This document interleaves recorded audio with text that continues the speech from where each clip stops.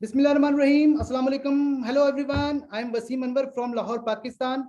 We are yet again back with an exciting and informative series of interviews, starting with one of the most dynamic, handsome men in OnPassive, who look like Hollywood hero, and most important, we always see a very pleasant smile in his face. You all must have seen him on webinars and events, especially a recent awesome event he conducted in UK. I will must also discuss about that event with him.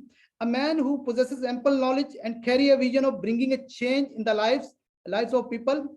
One thing I most like about him is very humble and always response of any query very politely. He is known by Mr. Q&A on passive. His leadership council from United Kingdom.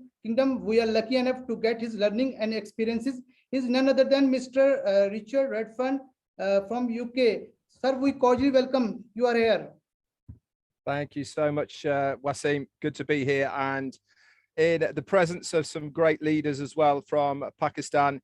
You really are doing a great job heading them all up there, and it's a privilege to be here, and hopefully I will do you proud. Sir, I would like to appreciate you whenever I see you in different webinars and interviews. You are always with your family. You have equally divided your time, not only for the OnPassive, but also for the family. We always see your lovely wife, Jane ma'am. So we like to see this. This is very positive aspect of your life. I love it. And other important aspect which I would like to mention, you always builds a very good patience, especially question answer session. Listening is an art. Everybody can't listen at the time, but you listen the founders very attentively and carefully, and you answer them in very loving way. I really love it, sir. Thank you so much. They say that the best speakers are the ones that say the least. And part of that knack is to listen to what other people have got to say.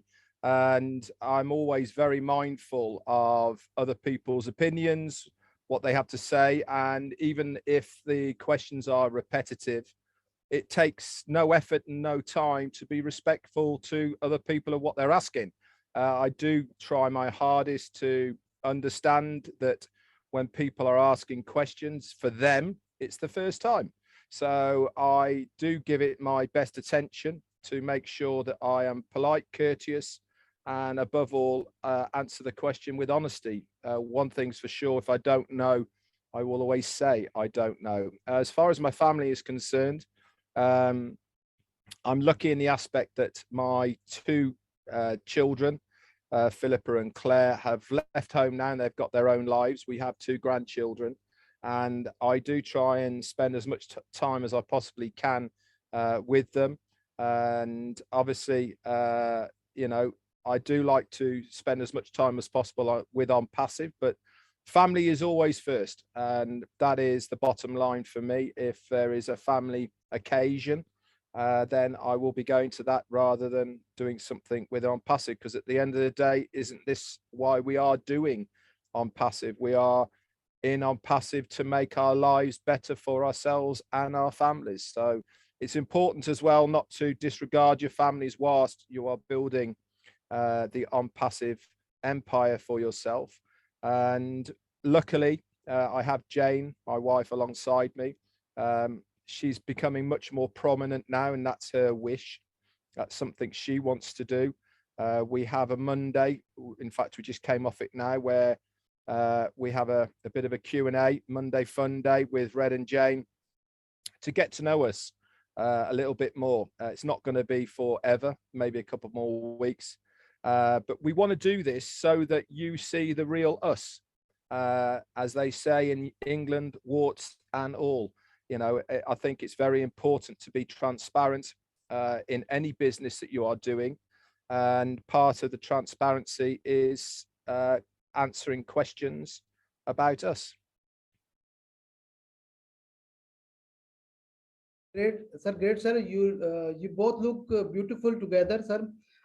We love you, sir. First of all, sir, I want to know your actual name. Sometime we see that your name Redfern, in back of is Richard Redfern. So I want to know your actual name. Okay, that's a good question, actually. My real name, my birth name is Richard Redfern. But since I was probably about 3, I've been called Red. And that comes obviously from my surname, Redfern.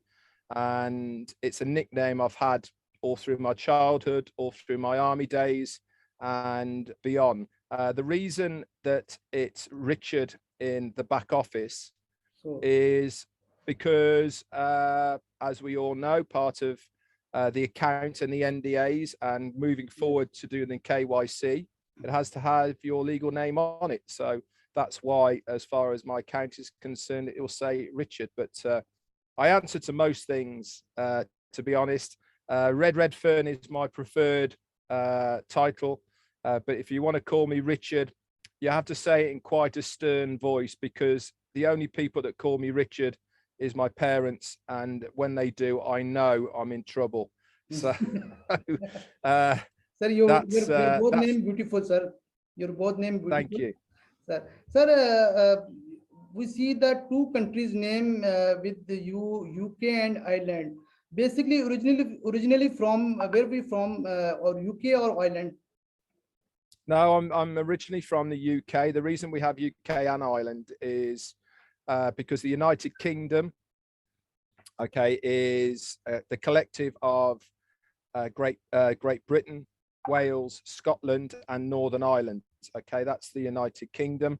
But also Ireland itself is its own country. And the reason we say UK and Ireland is because we're next door to each other. We're the same language speaking countries, and we want to combine the two countries together as far as building OnPassive. And that's why we have our Facebook page called UK and Ireland. Great, great, sir. Sir, would you like to introduce yourself? Where have you been working throughout these years? What is your expertise?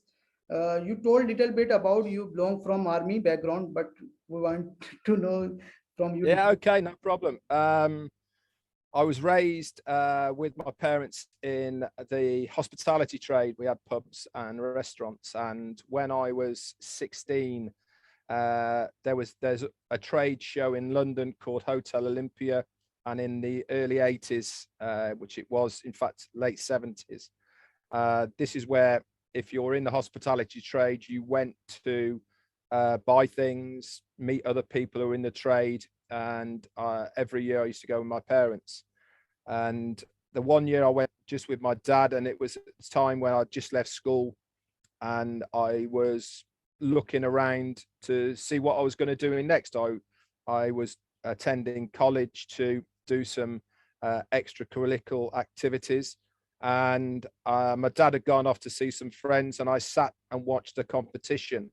And this competition lasted about an hour and a half, and it turned out that a guy from the Army Catering Corps won it. And I thought, oh, that looks pretty cool. I could actually do that. I've always been good at art, and not too bad at cooking as well. My parents are very good cooks. So when we both left that, I said to my dad, he's Army as well, and my grandfather was Army. My father was a captain in the REME, and my grandfather was a full colonel. He did the whole of the North Africa campaign in World War II, and he was away from my parents for, I think, 8.5 years in total. So during the time apart, my dad was growing up, he never saw his dad for 8.5 years, from the age of, I think, 12 through to his late teens. Anyway, I said to my dad that I want to join the army. And so I went to selection at Colchester, and that was a 3-day selection. And I passed that with flying colours, and I could have joined anything, but I wanted to join the catering corps, which I got into. And then 2 years later, I ended up doing the same competition as the one I watched when I first had the idea of joining, and I won the gold medal, the same as that Army chef did. And then I did 10 years in the Army Catering Corps, doing various roles, instructing, teaching. I left that, went back to my parents' hotel, where I worked for 6 years. I was also a retained fireman in our village for that period of time as well. And then with Jane, we took over our own pub in a place called Clifton upon Team, and we were there for 6 years. And then we left there and we went and ran at a Masonic Hall of all places, and we were there 11 years. And then we moved over to Spain, and we had our own business over there for another 11 years. We sold that last year, and we just come back to the UK. So that, in a nutshell, is my working career. And at the moment, I am full-time with OnPassive, doing what I do. Great, sir. Great, sir. Sir, me too, from forces family. My father was in Air Force. He's retired from Air Force, and my brother-in-law is retired from Army Colonel. So currently, I'm living in Army area in Lahore, Pakistan. Great, sir. Sir, as we all are aware of the amount of founders we have in OnPassive right now, among all, you have got the opportunity to witness the process of revolutionary company and how Mr. Ash is working tirelessly to practically implement his vision. We would like to know about your journey with OnPassive, including when and how did you join, how it has changed your personal and professional life. That's a good question. I joined in September of 2018. I think when I joined, there was around about 2,500 founders, something like that. I came across OnPassive through a friend of mine called Derek Bentner, who we had worked with online, myself and Peter Rogers, in other projects. And in those days, OnPassive was just going to be a very simple marketing platform for people who marketed online. I was actively looking for a company that was selling products rather than hopes and dreams. And OnPassive really did spark an interest in me. It really did tweak something, and especially when I heard the 2 audio videos of Ash Mufareh, I was pretty much hooked. It was very new, revolutionary. I felt very at ease listening to him, trusted his words, and to this day he has said what he is going to do. There's been nothing from those audio videos back in 2018 that haven't come to fruition now. Has it changed my life? Yeah, certainly has. I've never been this guy that you see now in front of you. For me to come out of my comfort zone and to do the amount of interviews, webinars, lives, all of these things that I do on a regular basis now. I was the same as most people are when they start talking on camera, hated listening to myself, hated looking at myself. I was very critical. I was very nervous, falling over myself all the time. Things weren't flowing or anything like that. But as they say, practice makes perfect. Has it made me a better person? Yeah, absolutely damn right it has. We were taught a long time ago from some gurus, I'll say in inverted commas, that to be successful online, you have to be this certain type of person. You have to learn to use certain types of phrases and words and express yourself in certain ways. What I've loved about OnPassive is that our CEO has actively encouraged us as to be individual, to be ourselves. And when I say warts and all, I mean just be who we are. I fully understand that everybody is not going to like me, and that's absolutely fine. I am not here for everybody to like me. I'm here for the ones that do like me to know that I am always going to be honest with them for what I think and believe, and that is what I am. I am myself. If you ever meet me in person, and I'm sure people who are watching this now, they will concur with what I am saying, that the ones who have met me in person say I'm exactly the same. There is no difference. There is no persona. There is no shield that I put around myself that I'm a different person off screen. to who I am live. I am exactly the same person. And this is why, if you are like that when you are on camera and doing lives, then you haven't got to worry about anything, because you're not tripping up on yourself and all the rest of it. As they say, it's very easy to tell a story if you are telling the truth, because you do not have to remember anything, because it becomes very natural. If you're a liar, you have to have a very good memory. Great, sir. Great, sir. Sir, great journey, sir. You have, sir. How do you see OnPassive now? How is it going to impact the lives of founders, customers, and business all around the world? Good question. I've always maintained and said exactly the same thing here. There's a couple of parts to this, and I'll just start with the one bit is I've always thought, and I think it's going to be more true than we envisage it will be true, that OnPassive will make the greatest difference to the poorest countries. And that is the likes of India, Pakistan, Papua New Guinea, the Philippines, Asia, all of these countries that the minimum wage is very low. The thing with OnPassive is it is a very level playing field. Doesn't matter where you come from, doesn't matter what your background is, it doesn't matter anything, your knowledge base, anything like this. Every single person who is in OnPassive has an equal opportunity, regardless of color, creed, skill set, all of the rest of it. Everyone has exactly the same opportunity. And this is why, for me, it is going to make such a big difference to a country like Pakistan, for instance. You know, $100 a week coming into a family organization is going to make a massive deal to you guys.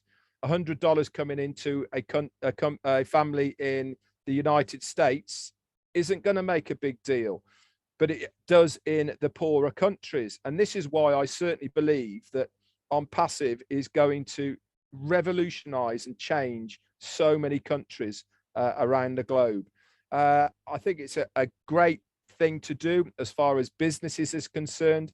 We haven't seen anything yet, right? Don't forget, we are in the stage of launching to the world as a customer-based business.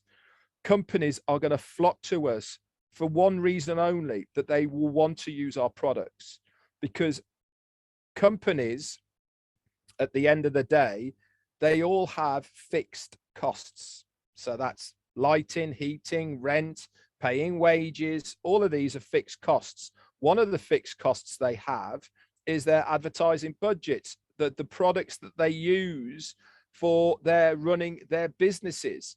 OnPassive has many of the products that companies use right now to operate their company.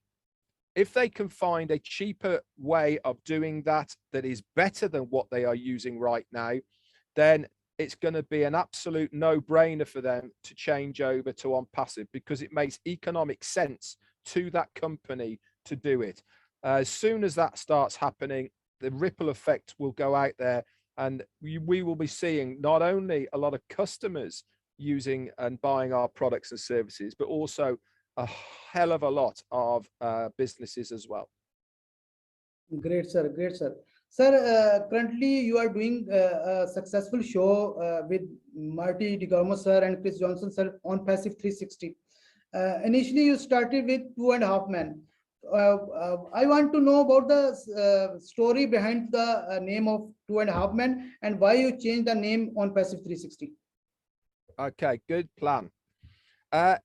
Everything to do with what you do online, okay, has a shelf life. Okay, you know, if you do the same thing time and time again, people get bored naturally. You know, it's not that it doesn't work. It's just that people move on to something else. We decided to do 2.5 Men at the beginning because I'm doing lives, Marty's doing lives, and Chris is doing lives. And it is, at the end of the day, quite a lot of work and struggle every day to do it. So we decided to reduce our workload.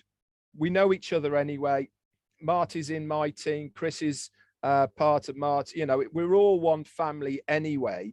So we said, why not come together? We can have a bit of fun, bring a different angle to you guys, discuss things in a much more open format live, to give you guys something different. So we came up with 2.5 men, and that's basically because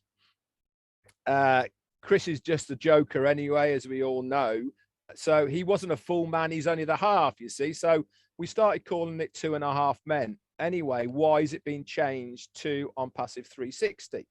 And that is because Marty and Ash Mufareh had a discussion, and he really liked our format with us three. As you well know, he'd been on when it was 2.5 men a couple of times, and he really liked the format.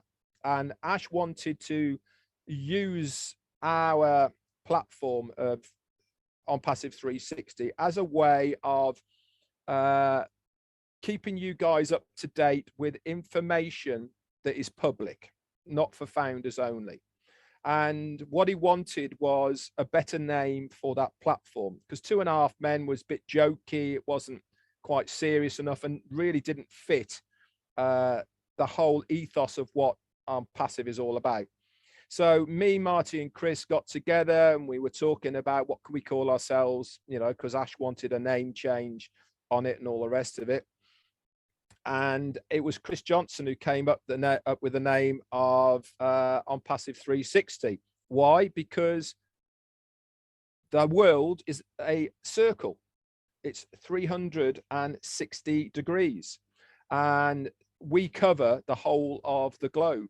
And this is where OnPassive 360 name came from, of us covering everyone around the globe. And as you well know, it is a platform that Ash Mufareh likes coming onto, and we try and give you guys as much information as we possibly can, which we're allowed to do in that format. It's specifically aimed at the public domain as opposed to the foundership domain. You all look awesome together. I love this combination. Marty seems to be a very serious man, and Chris Johnson opposite. He always tell the jokes and something, and great combination. That's why we like your show, and you are doing best job, sir. Sir, we all know about our genius CEO, Mr. Ash Mufareh, the mastermind of this project. So we want to know about your opinion. We want to know your opinion about Mr. Ash Mufareh. How do you see him?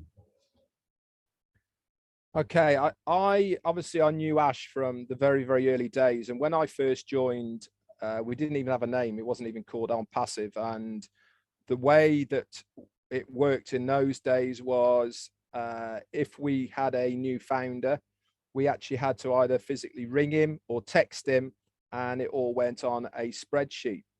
I've always found him a bit like the mad scientist, a genius. We come across people in his domain once every 20, 30 years. You will see a person appear who completely breaks the mold of what we think of people. He's extremely intelligent. He is extremely wary of how he is around people. Some people like him do struggle socially because they are engrossed so much in their workplace that being socially interactive around other people is a trait that they lack. Ash has got a very, very dry sense of humor. He does like laughing. He does like joking. He loves his food, loves his family with a passion. Everything that he does revolves around his family. But one thing he has got a passion for is change. And this is his biggest driving force, is what he is trying to achieve. And that is to change us as individuals, human beings, people around us, and all the rest of it. I have never come across a guy who has gone so far under duress, pressures, having to take the flak that he does for somebody else, right? Most CEOs or owners of companies that are trying to get off the ground have monetary values at the heart of what they are doing. They are driven by making money. His driving force has been completely changed. It's nothing to do with the money. It is all to do about changing us, changing things, changing society, changing how we think, how we do business, how people earn money in a legal, legitimate, fair way. And I admire this man so much because of this, that I feel extremely privileged to be part of this journey with him, and at an elevated level, you know, alongside him as a partner. We are all partners at the end of the day as a founder in OnPassive. And it is a privilege that most people overlook.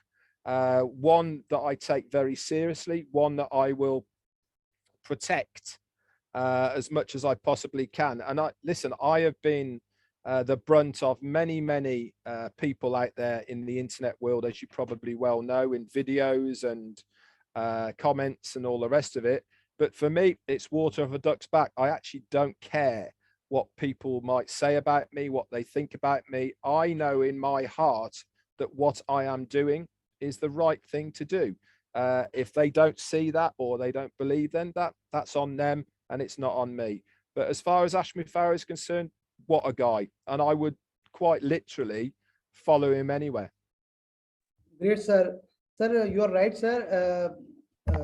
As per my opinion, although no doubt Mr. Mufareh qualified, experienced, and genius, but I never seen a CEO who talk about others and mutual benefit. When OnPassive started, we are paying $97. Many things added in OnPassive, but our initial price of founder didn't increase. So, and he's very transparent family man, friendly. And recently he talked about global leader criteria. We can see his thinking, how the leader will choose, not like other companies, the big team, big leader. So he will see the positivity. Sir, there are around negativity in OnPassive. We see many negative messages. So how can avoid the negativity from us, and how we can be part of positivity? So how do the way I look at the negative comments that are around at the moment is very easy. For me, this is going to be free advertising down the road. All these people that have been negative right now, aren't they going to look stupid? You know, when we say and do what we've been saying we're going to be doing over the last 4 years comes to fruition, is it going to be me who's going to be wrong, or is it going to be them that are going to be wrong? And if people are looking at these negative comments when we are launched and we are as successful as we say we're going to be, then who are they going to believe? They're going to believe me, you, and the rest of the foundership, and especially Mufareh. To deal with them, the easiest way is to ignore, because they're not going to stop us. They're not going to change how we are.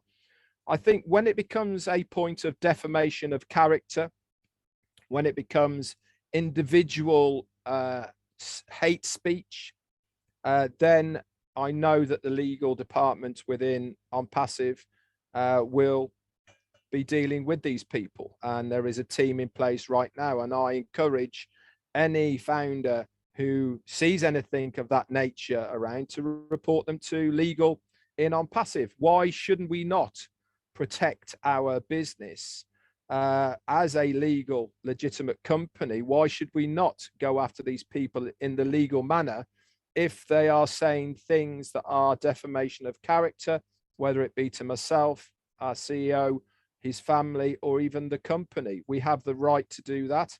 And if you see anybody using this type of terminology, then they should be reported. As far as negativity is concerned, you're always going to get it. You probably still will get it about Amazon. You'll still get it against Microsoft and Apple and all of these major companies. You will see negativity being spoken about these companies, but it doesn't change them as a company for what they have achieved. And exactly the same will happen with OnPassive. So try not to get involved with it. Carry on doing what you're doing and let them deal with their negativity in their own time. Great, sir. Great, sir. Sir, Mr. Mufareh told multiple times OnPassive will give the value to customers and founders. Unfortunately, the previous companies could not give us. So can you elaborate this? Oh yeah, value is a very easy terminology to explain. Value means when the person who is looking at either purchasing or using a product, they are simply looking at what can I get that is better than what I'm already using. We do it on a daily basis. When you go shopping, you go to the market, you go to a store, wherever you go, and you're going down the aisle, you have your normal weekly shop. And for instance, if you're looking at potato chips, they've got 2 for 1 offer. You're going to pick them up, aren't you? Because you buy them anyway. 2 for 1. What a bargain. I'm getting 2 for the price of 1. Value is that is what value is at its raw core. With OnPassive products and services, we are offering them a better product that has more in it than what that person is already using right now. We're not out to put anybody out of business, but we are out to get market share of these other companies. And the consumer will naturally be drawn to us as a company because we are giving them a lot more than their present company or provider is offering. Now, remember, don't forget, a lot of our products are going to be free usage. We've already been told OMail is going to be free to be used, but it's going to be far more involved with it than Gmail is now, or Yahoo, or Hotmail, or any of these other providers out there. We are giving so much more in that one client, that one email product, than is already there. That is what value is all about. But the main importance is once that person has come to OnPassive, there is only one way that they can come, whether it's as a free user, whether it's as a paid user, they have to come through a founder at the beginning. This is why I continually say how important that founder's position is. Obviously, resellers down the lines, they will have the same benefits, etc. But they're not going to be first. We are the first, and we are the ones that are going to benefit the most from what our CEO has put together. It's genius, never been done before, completely flipped on its head of how to do marketing and business on the internet. Excellent, sir. Excellent, sir. Sir, next question is, what is the role of artificial intelligence in the products of OnPassive? How do you see AI marketing and impact on the overall structure of the digital products? AI is a very simple theory, really. Artificial intelligence, basically, it is doing a job through mathematics. Okay, so artificial intelligence is basically lots and lots of numbers. And what a computer does is it analyzes those numbers, doesn't get it wrong, continually analyzing. The beauty about AI, as far as products is concerned, is if you have machine learning, which is basically the computer analyzing data, and if it has been told how to analyze this data, make it better, to tweak it, okay, that is how it learns. This is what machine learning is all about. If you have that integrated into your products and services at its core, which we have because it's been built there, then it's taking out any of the errors that human beings might make. And it happens on a regular basis. So artificial intelligence is going to be a massive game changer in the future as far as companies is concerned. In fact, they are falling over themselves to be able to have it integrated into them at the moment, but because they've already got that product out in the general public space, it means they've got to completely rewrite all of this data, relaunch it, and then it's got to make sure it works. With OnPassive, because we've built it from the ground up, integrated and all the rest of it, then we know that it works from day one. We know that our customers are going to love it. And then we are just going to push on from there rather than having to come back and revisit it. So yes, it's important. Yes, it gets rid of any errors, but it's also important for companies because it is going to be the way forward. Sir, what is your favorite product in OnPassive? Well, I can't really answer that because I haven't seen them. But I've always maintained the same one here is I believe that the biggest product that we have as far as popularity is going to be OConnect. That's my guess. But it's always going to be the consumer that drives the popularity of anything. We've seen viral effects happening many times on the internet. Happened with Instagram, happened with WhatsApp, it happened with the iPhone. You know, all of these things happened through viral effect from TikTok, another one, from the consumer getting hold of it. Now, this might happen with one of the products of OnPassive. The kids might get hold of it, absolutely run with it, and it becomes a viral product.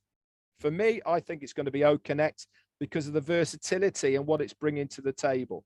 No other company is coming close to what OConnect is going to offer us. So I think just that thing alone is going to really revolutionize how we do what we're doing now, to be honest. 99% guests give the name OConnect and Ocademy.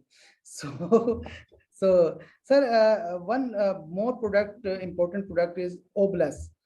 How OBLESS can impact on human life? As far as OBLESS is concerned, we are already using platforms that are very similar, and crowdfunding is nothing new. OBLESS is predominantly crowdfunding. Okay, it is any cause that is out there that people need to raise money for. There is many charitable organizations that do it right now. Just Giving for one. What are the ones, Jane? Crowdfunding. Me, you know, all these. But the difference with these and what OBLESS is going to be is, number one is we don't take any commissions to operate the OBLESS service. Completely 100% funded by OnPassive. That means any organization who is raising money for whatever cause it may be, okay, they can do it knowing that 100% of that money is going to go to that cause. There's no middleman. There is no CEO taking his 25% or whatever it may be that all these charities do. Now, Mufareh always brought a very, very good point out once about OBLESS and all of the others. He said, when a charity becomes a business, then it's not a charity anymore. You know, because it's become a business, it's become a way of making money. And it completely gets away from the whole purpose of what they have set out to do. OBLESS is purely and simply a platform to gain awareness and raise money for what is going around. We know that there's going to be almost a hotline for something that bad happens, like a tsunami or earthquakes or whatever it may be, that we need to raise money quickly to get it to the aid of the places that need to go to. You know, there's going to be a lot of the red tape that is involved around the old systems gone with OBLESS. And I really think it's going to be not only very good from us as founders, because we want to be able to give back, but I also think that as far as the humanitarian side of it, from everyone else around the world, is they want to have a place where they know that that money is going to go where they think it's going to go. How many times do you see something on Facebook that someone's raising money for something or whatever it may be, and you think, well, I'm not quite sure if the money's actually going to them or they're doing it for themselves or whatever it may be. with OBLESS, you know 100% that whatever is being raised is going to be going to whatever they say it's going to be, because it's been set up so that the reciprocant, the person or the organization that you are raising for, gets all that money. That's great, sir. Sir, that's why we say Mr. Mufareh is genius. No doubt, OBLESS is not like other crowdfunding platform. Sir, my next question is, we all have seen the massive marketing campaign ran in Dubai and on Burj Khalifa. What do you think about the impact it has left on overall standing of OnPassive? And did you feel any kind of change in terms of people coming and asking about the company? My understanding and belief of the marketing campaign in Dubai was, it was sending out a statement, a message to everyone else in the world that this is who we are, this is what we're going to do, and we are just about ready to launch to the world. This is, come and have a look at us. We're sending out that statement that we are no small fry. We are not a company that can be dismissed. We are not people that can be bought out, and we are certainly not people that can be swept aside. This is my understanding as far as what I believe that Mufareh was trying to achieve. There was also the real marketing strategy behind it, and that was to blanket market the whole of Dubai on the billboards that continually going still now, by the way. The Burj Khalifa, every single time that went on, there was at least 50,000 people taking pictures. The media were there. All of this filters back down through. Dubai is the playground of the rich and famous. And who are the rich and famous? They're predominantly people who have very successful businesses or people who have a lot of money. These people look, whether they think they look or don't look, they will be looking at what OnPassive is, and they will be going, who's this OnPassive thing? They send their minions off to go and find out who it is, and they will see what we all are all about. And this is why Mufareh has said he is already getting inquiries from many businesses around the globe about wanting to join with us because of this marketing campaign in Dubai that we saw. It is going to restart, and we are going to have more advertising on the Burj Khalifa, and I'm sure we'll be getting updates very shortly about all this. Of course, Mr. Mufareh is genius. Dubai is a big business hub. I have been living in Dubai, so I know about Dubai. So, that it was a great idea to start branding from Dubai. So that's great. Sir, there are many events are coming in the next coming month. You conducted UK and Ireland event recently. I want to know that how was the event that took place in UK, and you have met with different leaders, especially Comfort and Andy Burks. They both have come in my Zoom for interview, and of course other leaders and founders as well. How was your that day experience, and how things have changed since that event? Well, as far as the UK and Ireland is concerned, Peter Rogers did so much work behind the scenes to get it organised in the first place. It was a great venue. It went extremely well from our point of view of the organisation. We had around about 200 people turn up, which was fantastic for our very first one. Live events bring a whole new dimension to this business. What we have been doing for 4 years is this, speaking to people online. Having a live event, it brings people more closer together. You get to look at someone in the face, their facial expressions, how they are, how they act, you know, and it is so important that when you are building relationships, especially business relationships, that you need to know who you're working with. With all the best will and intentions in the world, looking at somebody on a camera doesn't build that trust. The only way to build that trust is to actually meet these people in person, to know their quirks and how they react to you and all these sort of things. This is what it is all about. Has it changed me as since the event? Yeah, it makes me want to do more. I really miss not having them. And what we're trying to achieve in the UK and Ireland at the moment is to have more of these. We've already got stuff in place, and to have a lot of more mini meetings, etc. Because I really do believe that one of the best ways of growing any organization is to have in-person meetings as well as virtual meetings. I think you need to have a bit of a mix for it, because people want to trust. They really, really do want to trust what you are saying.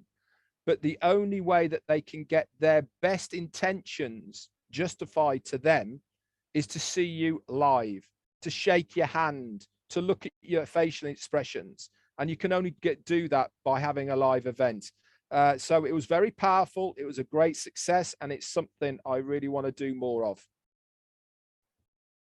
Great, sir. Sir, great. I would like to appreciate the event that was held in UK. I love that event. I feel that it was a very good effort from your side. I would also like to appreciate the leaders over there in the event physically. Most important thing, the leaders who encouraged and motivated the founders there through presentation. It was very good, because the founders who were attending the event there got inspiration and motivation directly from your side. Sir, last question. As we all know, foundership has been closed forever. So what do you see the next phase? The next phase is we are tidying up the pending founder position. Why? Because it's better to have these pending founder positions paid for rather than lose them forever, which they're going to be very shortly within the next few days. This will then give a true total of the amount of founders. My gut feeling of the next phase is we're going to be selling. We're going to be selling our products. That is going to be the next phase. Whether it is going to be in the structure of just the company, in doing a marketing campaign with a couple of the products, and this is without us having our referral links and all the rest of it. They might well do that for a couple of weeks to test the things that they need to test. But one thing's for sure is the next stage is going to be selling. We have to. The company cannot exist as we are at the moment without us starting to sell. They have a massive, massive bill that they have to pay on a daily basis. And the only way to pay for these things is to start selling our products to the public. So that is what I think will be happening next. In what time scale? Your guess is as good as mine, but we have been given some very good tentative dates as far as the timelines is concerned. It's not for me to say what I think, because it doesn't really make any difference what I do think, because there's only one person who can tell us what the dates are going to be, and that is our CEO. But I do believe that we are getting very, very close to seeing something. We have a webinar on Tuesday, the 2nd of August, and I am pretty sure we will have a lot more information on that date. We are all waiting for this next step anxiously. Sir, any message for Pakistani founders in last? Yeah, I certainly have. For a start, the opportunity is there for you. Okay, if you are a founder in OnPassive, everything is there for you to seize to make the success that you want. Is it automated? Is it done for you? Yep, that is exactly right. It is 100% automated, done for you system that you do not have to do anything. Do you want to get to your financial success quicker? If you do, then there is the opportunity for you to grow in OnPassive. If you make a splash, we will see the ripples of that splash and we will drag you along.